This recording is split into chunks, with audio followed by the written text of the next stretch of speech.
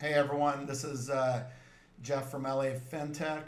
We also have John Kent from LotStocks, and we're going to talk about his business today in the crowdfunding side. So, John,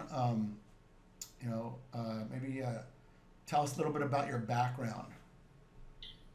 I came to LA about 7 years ago for post-production. I was a CG artist, doing visual effects for film and television. I was blowing stuff up, setting people on fire, and just making magic. And I was just building tools using Python and Houdini. And then, man, it's been a long journey since then.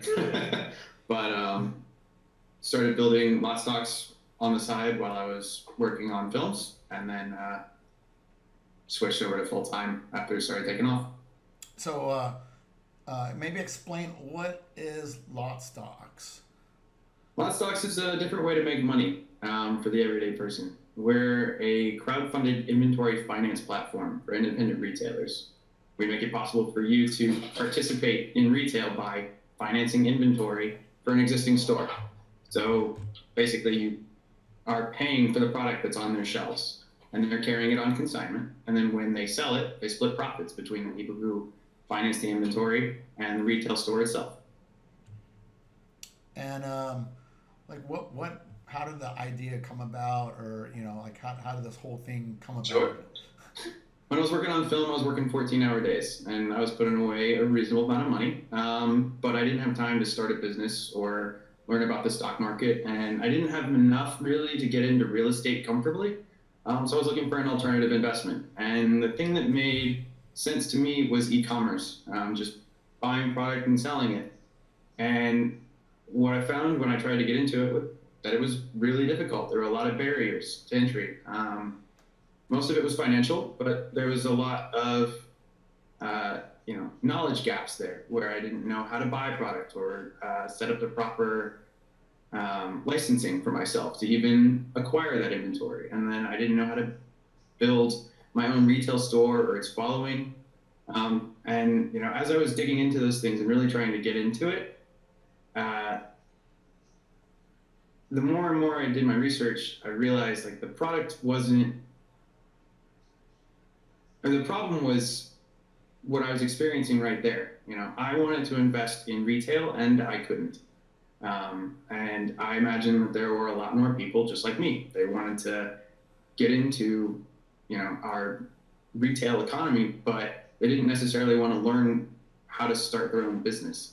What I needed was a tool to, make it possible for me to just invest money in retail. And so I started developing that tool.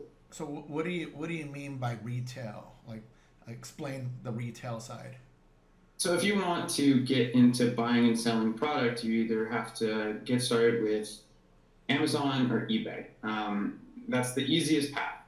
And both of those websites are going to eat up most of your profits. I mean, the user agreements for Amazon are huge, and deciphering exactly how much you're going to owe the company over time is difficult. And then that aside, you still have to figure out where you're going to be sourcing your product from. And you can't just do that. You can't just buy inventory as a person. You have to set up a company, get a reseller's license, and then open distributor contracts with all of those people, the manufacturers, really. And a lot of them will just shut out everyday people. You either are a wholesale distributor or you don't buy product at all. And getting a contract with a wholesale distributor to buy inventory like that at wholesale, you have to have brick and mortar stores. A lot of them are shutting out Amazon resellers and eBay resellers. So even that path is getting shut down. But what LotStocks is really a really well organized buying group of existing retail stores. So they're welcoming us quite nicely, actually. We give them a lot of oversight of where their product is going, how much it's selling for, and enable them to kind of protect their product, where most Amazon resellers or eBay resellers aren't really protecting the price point of those products. Yeah, it seems like a very niche some of the products that could be made there are very niche. And say, for example, I noticed that you were doing some Lego sets from a toy store point of view. I think it does create some value creation that a mom and pop retail store that sells toys has that no other toy store has, not even Amazon or eBay, just because it's such a niche product. So it actually brings, like, potential new clients into the store, new kids or hobbyists to that store. Maybe talk about your Lego sets. How you got into that, why you got into that, or whatnot. I thought that was really cool. Sure. We got into Lego sets because the margins are actually pretty good, and the sets sell out very quickly. So if you have the in-demand Lego set, you stand to make quite a lot of money. But for independent retailers, sometimes the price point to acquire those sets is pretty high, especially if you want to buy 10, 20, 30 copies of that set. So instead of the retailer being on the hook for 5 or 10 grand of Lego sets, we financed it for them so that they had a stockpile for when it sold out. And then, when it hits eBay for double and triple the price, instead of waiting for Lego to send you another order, we already have it in our reserves, really, for the shelves. So we made quite a bit of money on those Lego sets. But it's not necessarily just about the niche products. It's pretty much anything that the retail store doesn't want to assume debt to acquire. So, staple products fall into the same category. They're having to buy really large quantities of these staple products all at once and upfront, or putting themselves on a net 90. And that means that whether or not that product sells as quickly as they think it will, after that 90 days, they still have to pay for it. So, a lot of times that doesn't really work out for the retailer if they have to buy, say, 10 or 20 staple items all at once. You're looking at $10,000 to $20,000 that they're going to owe in 90 days. But that's $10,000 to $20,000 worth of inventory that's supposed to sell over 6 to 9 months. And how would you kind of distinguish yourself from, say, some of the other crowdfunding sites, such as like Indiegogo or whatnot? So when you put money into an Indiegogo campaign, you're putting money into a company that is promising you a product someday. You don't necessarily know if they have the proper experience to fulfill that, but your money's gone no matter what. You're just kind of waiting for that product to show up. And if it doesn't show up, that's too bad. It's kind of just in the contract that, you made a poor choice, sorry. I'm sure there's some recourse there, but it's definitely long and drawn out. For us, when you're putting money into our crowdfunding platform, you're buying product that already exists. You are putting that money into product that is in a pipeline, from manufacturer to distribution and retail sale, so that your money's coming back. There's no guesswork. It's very much, this is leaving a warehouse, going to a retail store, and going to be sold. And it's only a matter of time. Now, if that amount of time is not to your liking, you have a representation of that in your portfolio. On LotStocks, when you crowdfund the cost of inventory, we put it in a digital portfolio, kind of like stocks, where if you want to, you can sell that inventory off to somebody else. Or you can buy into another campaign after it's already funded. Maybe you weren't really sure if that was the one for you, or you weren't sure it's going to reach its goal, but as soon as it did, you got a little more excited and you wanted to buy into that, you could. That's pretty cool. It's different. Yeah, I would say I haven't really seen too many competitors in that area, but I think you're kind of helping out various different elements within the ecosystem when you do create these products, from the cash flow issues that a toy store might have of maybe wanting these specialized toys or whatnot, and then you have the investor side, and then you have the individual hobbyists that want these cool specialized type of products. And in today's world now, you're getting products that they only build these products that, okay, can we build 1 million of these sets and get rid of them as quick as possible through Walmart and Amazon or wherever, like massive distribution centers. You're seeing a tipping point right now where big box retail, Amazon and eBay, all, for the last probably decade, have been shaping how wholesale distribution works in their favor. And it doesn't work for the independent retailer. Buying in quantities of a minimum $1 million does not work for a single retail shop. And so it's shut them out from the price points that are available to those big box stores.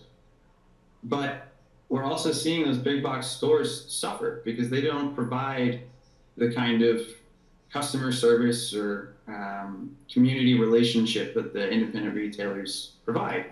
And so people want to shop in independent retailers, but they're struggling with the price points that are only available to the big boxes and to Amazon.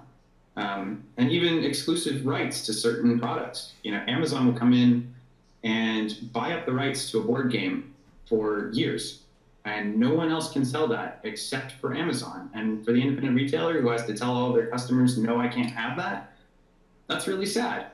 So we're really just trying to give the financial power back to independent retailers by leveraging the financial power of the public. They will be able to compete. So do you think there's like a new trend maybe within the ecosystem of, small mom and pop stores or businesses that are more localized? They are growing. They're doing so much better. It's funny. There are a lot of people who believe, because Amazon and all other online retail is growing so fast, that brick and mortar retail must be dying. And that's not true. If you look at the numbers, independent retail is still growing. It's not as fast, but it's not shrinking. I think I have to double check, but it was like 8% of all retail sales were done online. The other 92% were done in brick and mortar locations. So they're definitely not dying. They're just not doing as well as they could. They need a different way to grow, and they need help. Yeah, it's more like that value creation now that some of these stores are doing. Tell us about maybe some future plans that you have with the LotStocks. Yeah, so we started working with like 10 retail stores across Southern California. We just expanded into Santa Barbara. And now, so we went to Toy Fair, which was one of the coolest things I've ever seen. And, we really wanted to test the waters to see, is the wholesale distribution industry really going to push back at us? Are manufacturers going to say, oh, that's too new, I don't like this model? Exactly the opposite. They loved us. They were like, oh, you're fixing the cash flow problem.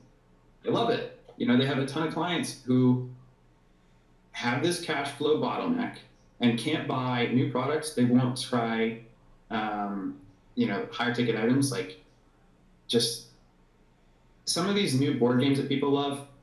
They're huge. They have a ton of pieces. Their price point is $60. Most board games are, price point at like $10 to $15 in retail for $30 to $40. But for it to have a wholesale cost of $60 and a retail price of $120, that's a big jump. And it's the games people want.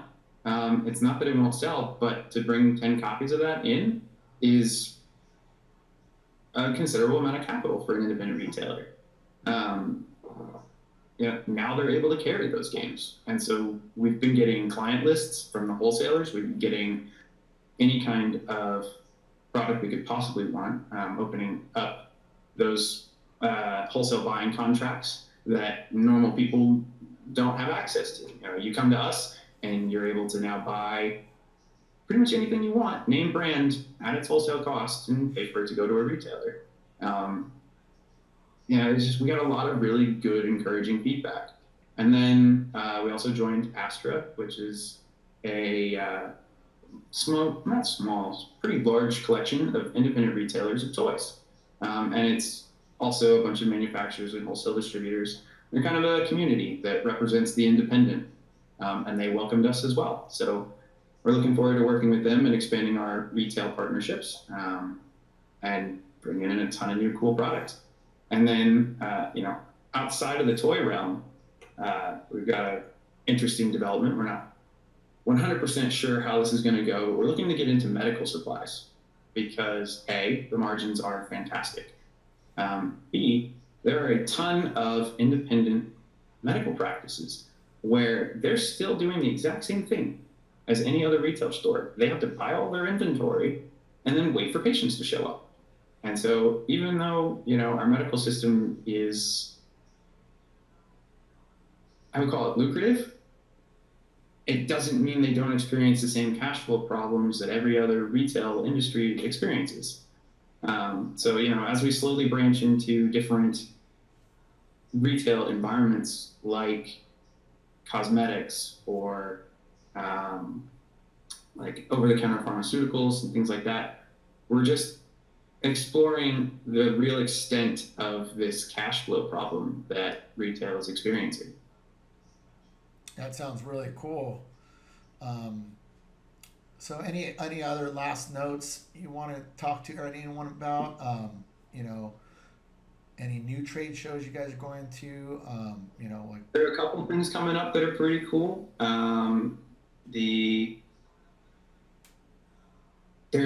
It's called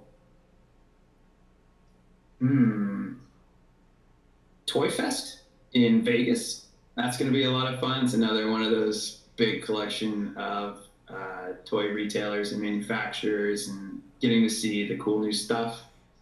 Trying to think if there's anything that's coming up soon. I'm pretty sure there's another LA Fintech event coming up. Yep. Gonna be going to that. That'll be fun. Let's see. I think those are the only two on my immediate radar. We're looking for a couple other things. I would like to see some kind of convention for independent medical practice. I think that'd be interesting to go to. Yeah, I'm sure there's something like that going on already. Yeah, I'm sure it's out there. I just haven't found it yet. Yeah, cool. Working on it. And what's your website address? www.LotStocks.com. Cool. Well, everyone, there you go. That was John, LotStocks, and check him out. Check out his marketplace for crowdfunding Lego sets and different other types of toys and products that are coming on. And I appreciate everyone viewing the video. Follow us, like us, retweet it, do whatever you can with the video, and see you next time at the next LA Fintech.